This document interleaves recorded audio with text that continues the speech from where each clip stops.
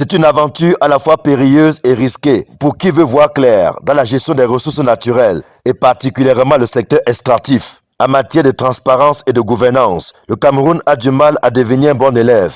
La publication des contrats, par exemple, qui est une exigence, continue d'être bafouée. On travaille sur les questions de la transparence des contrats. Elle est préoccupante. Le Cameroun, malheureusement, n'avance pas aussi vite.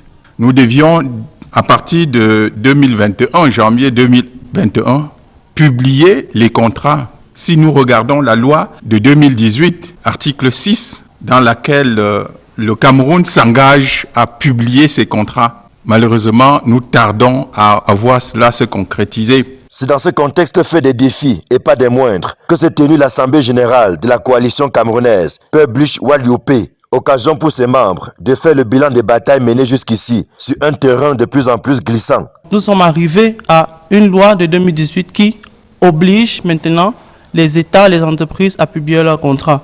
Et si vous avez eu le plaisir de lire par exemple la convention de Sinostyle, déjà le fait que cette disposition soit contenue dans cette convention, c'est déjà un gros plus si vous comparez les anciennes conventions à celle qui est actuelle. Ce qui se passe sur le terrain et ces lois qui existent, il y a véritablement un fossé au point où on se dit, il y a certes une volonté politique affichée, mais dans la pratique, malheureusement, les choses tardent à se mettre en place. Sur l'affaire Glencore, dont les derniers développements sont renversants, la coalition n'est pas restée indifférente. En tant qu'acteur de plaidoyer, nous avons émis une déclaration appelant les différentes parties, et notamment le gouvernement du Cameroun, à faire toute la lumière sur la question.